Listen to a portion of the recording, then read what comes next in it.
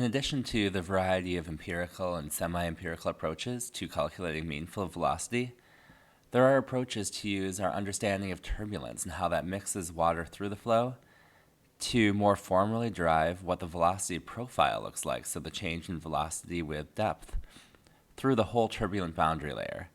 That is the zone where eddies are actively mixing momentum and water through the flow, and thereby producing velocity gradients that look different than they would in a laminar flow without that kind of mixing. So this kind of approximation of turbulent mixing through a boundary layer is a good approximation to the flow within a whole river channel, and incidentally, is also what we use for understanding the atmospheric boundary layer, so the layer of air that's close to the Earth's surface that we feel, that's below the much faster moving air that lies far above different roughness elements that lie on the surface, such as houses and buildings and trees and crops and so forth. So in order to think about this, and we're going to go back to thinking about fluid flows in water, let's start with a laminar fluid. So this might not even be water, or maybe it's a very slow and thin layer of water. So just to remind you from these constitutive rules for the rheology, the viscosity is a constant of proportionality. There we go. That links the shear stress to a velocity gradient, which then provides the shear strain rate. So the shear strain rate is over here.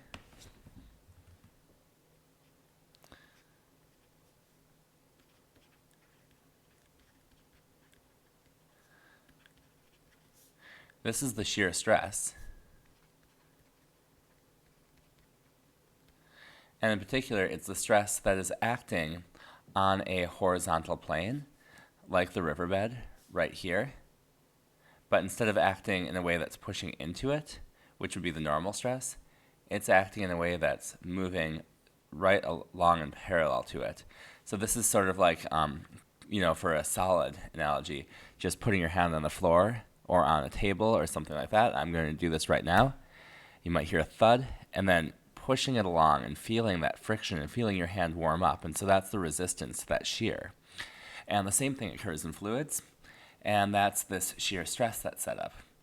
And of course, that shear stress with your hand against the floor is relating to the speed, the velocity gradient. The floor isn't moving, but your hand is. And so then there's something that relates those two. And if we're thinking about a fluid, that constant of proportionality is this thing right here, which is I'm going to make this line a little bit longer, dynamic viscosity.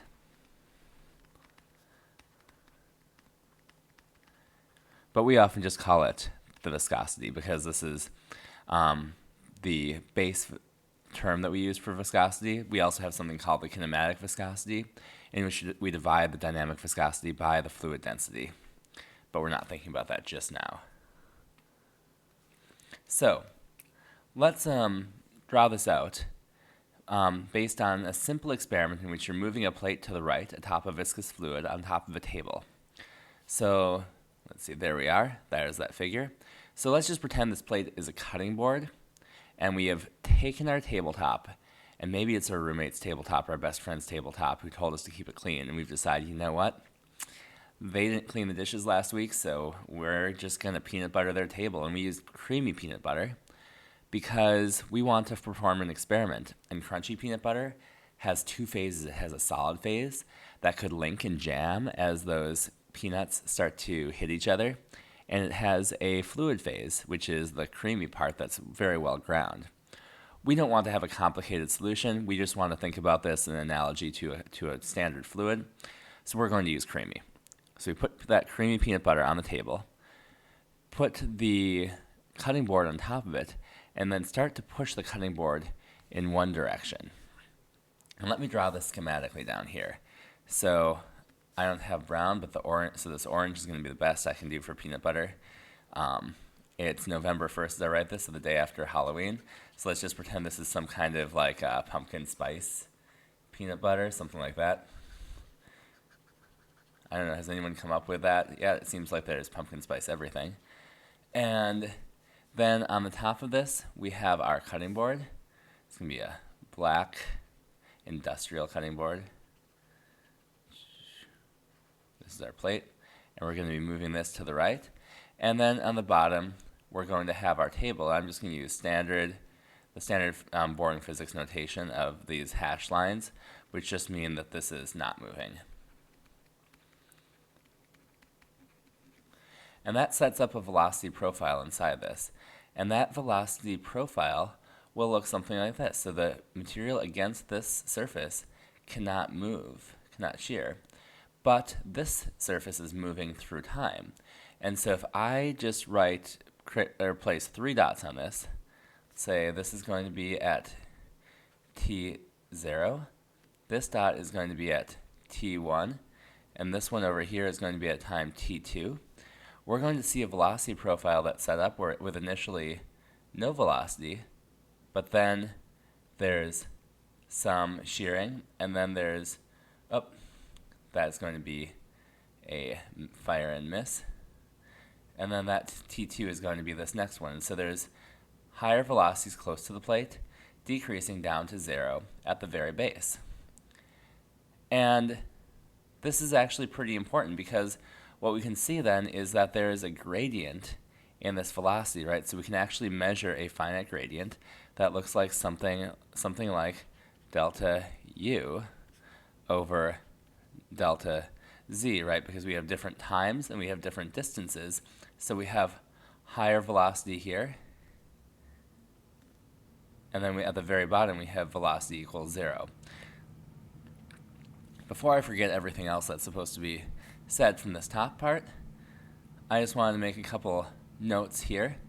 So the first one is that when this flow remains coherent, so in this laminar case, we have this relationship between the stress and strain rate that is quite straightforward because we have this delta U over delta Z, and if we remember this, if we put this in derivative form, so for a very thin layer here is just a du dz, and so this is a straight line, which means that the delta U delta Z is going to be equal to, in this case, a du over a dz, and that's because it's linear.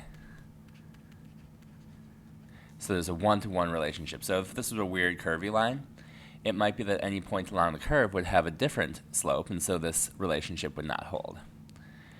And therefore, then we can say that, in this case, the stress applied by the cutting board,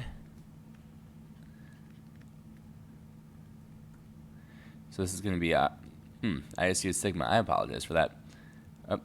Let's not do that either. Oh boy. Spaz moment. All right, we're back. So this shear stress applied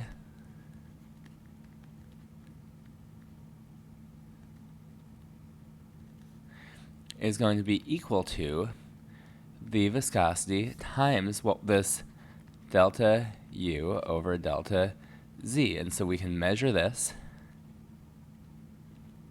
And if we have something like a machine that allows us to apply this, precisely this can be known. And so therefore, this can be calculated from this experiment.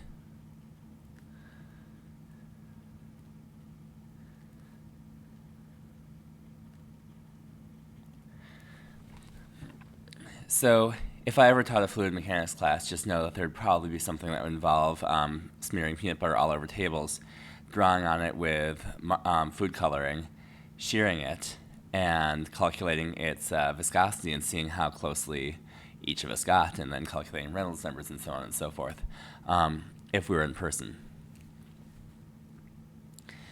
So, and by the way, this flow between two plates is also called Couette flow, and that's just something to know if you ever have taken or will take a fluid mechanics class, just so you can know what that name is and what I'm describing, and that that's just the same thing. So why am I talking so much about laminar flow when we've spent a while discussing the fact that water is actually turbulent? First off, it's because laminar flow is a lot easier to understand and has these, very nice, smoothly varying properties. And the second reason is that we have a direct analogy to turbulence through laminar flow, in which we replace this mu with a k. I mean, of course, we've done much more than just take one letter out and put another letter in. That letter is going to actually stand for something important and different. So in laminar flow, this viscosity is relating to the velocity change with change in flow depth, or more generally with change in distance. And that's by, representing the friction between different layers inside the flow and how that transfers momentum from one layer to another layer. We now have this K, and this new variable K is meant to represent the fact that there is a different set of flow properties that transmits momentum within the flow, and that specifically is related to turbulence. So when I'm talking about transmitting momentum within the flow, so remember that momentum is equal to mass times velocity.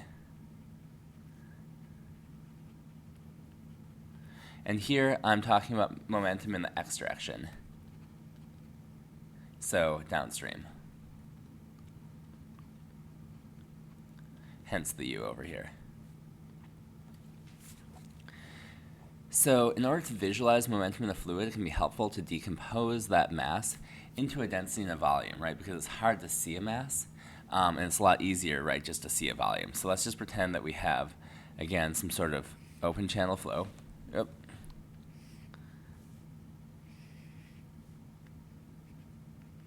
There we are, open channel flow. We have a bed down at the bottom here.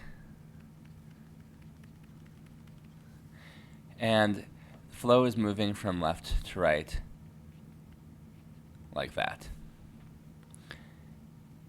So my volume then becomes some arbitrarily shaped parcel in the flow, just like this. That volume has a density,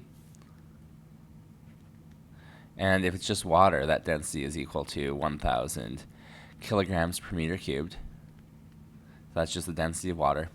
And then there's a certain velocity that's also assigned to that parcel, right? And if we have a parcel that's higher up here, that velocity might be higher. And if we have a parcel that's closer to this bed over here where there's this no-slip boundary, that velocity might be significantly lower.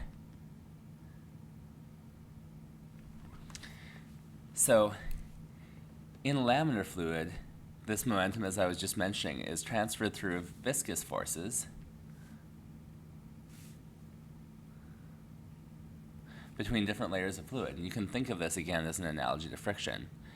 And so, for example, that top plate, like I was saying in this figure, that velocity is transmitted to ever-slowing lower layers before reaching zero at the bed by friction between each individual layer. And that friction is causing that velocity to smear in that linear fashion, and is also creating resistance to that flow.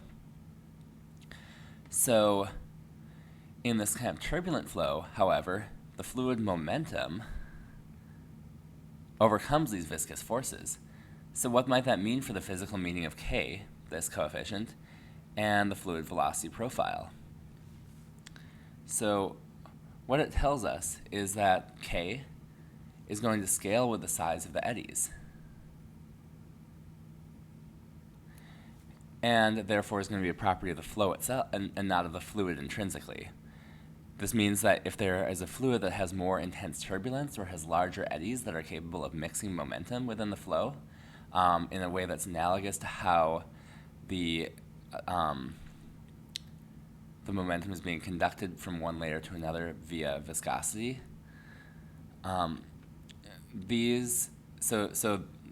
if there's a lot more turbulence in the flow, then the velocity profile might become a lot more uniform and mixed. And let me show you this with a bit of a sketch, and also just mention that that's because these eddies are acting to redistribute the momentum within the flow, and so they're moving fast parcels down and slow parcels up. So if I draw a flow again inside an open channel, we have the surface, we have the bed, and we have an eddy within the flow. So let's say we have this eddy right here. What's happening? So at this part right here, it's taking this fluid right here, and it's actually bringing this parcel of fluid up here. And if we have an even bigger eddy, like this, that might be taking a parcel of fluid from down here and bringing it all the way up here, while bringing a parcel of fluid from up here and bringing it all the way back down towards the bed. And so we're bringing slow fluids up and fast fluids from near to the surface down, and so we're actually homogenizing the flow field through turbulent mixing.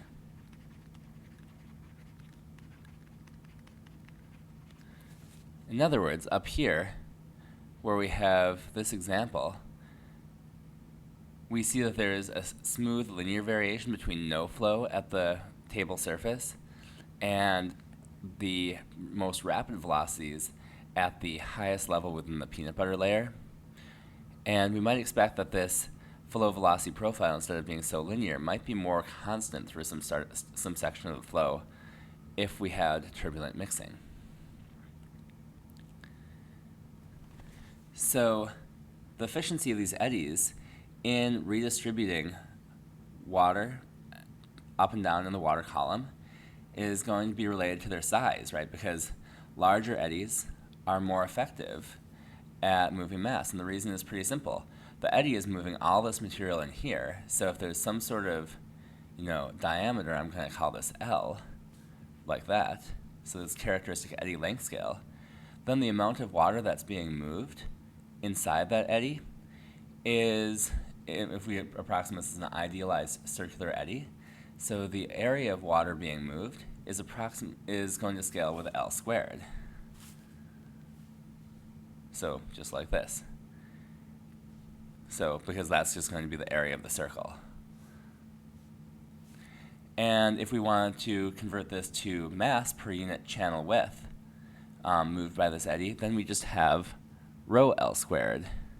So we can, then I'll just draw this on the side here again. If we have an eddy like this, there's L right in here. It has some density rho, and so that area of the circle is going to scale with this diameter squared, be multiplied by this density rho, and that is going to be what gives us our amount of mass transferred. Of course, if we want to think about not just how much mass is transferred by one eddy, but how much is transferred throughout the whole flow, we need to know how vigorously those eddies are moving and how many there are. And we know then that because the intensity and the speed of these eddies relate to the velocity gradients within the flow, such as moving that top cutting board, for example, that's shearing that book, that's shearing that peanut butter. If we have larger velocity gradients, this is setting up more turbulence, and we defined earlier the shear velocity.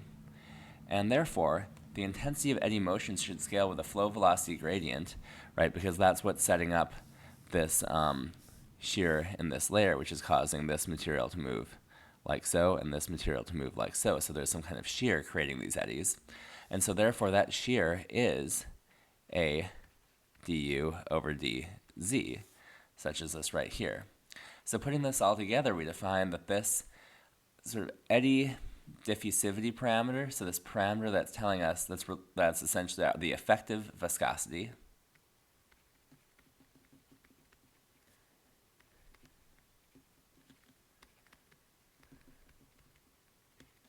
is going to be this density times length squared. So over here, this is mass moved. And then this over here is the mass moved per eddy. And over here, this is the intensity of the turbulence.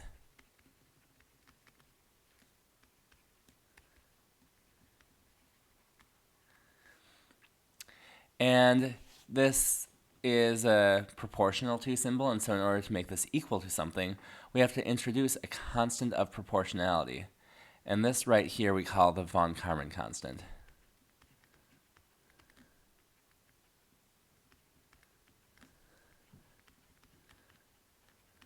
which is approximately 0.407. It's often approximated as 0.4 or 0.41. So with this then, we've gotten to the point where we can write a total equation in which we can relate stress and strain within a turbulent fluid, and that's by taking this k term here, which is related to the Eddy length scale, von Karman's constant, and this velocity gradient, and then tossing it into this equation here, which is just totally analogous to the equation for laminar flow. And I'm breaking down this lecture into 2 different videos to make sure it doesn't get too long and overwhelming. But what we're going to do next time is to take this term and, in fact, plug it back into that equation and use that to understand what a velocity profile should be like throughout a full water column if we take into account turbulence and turbulent mixing.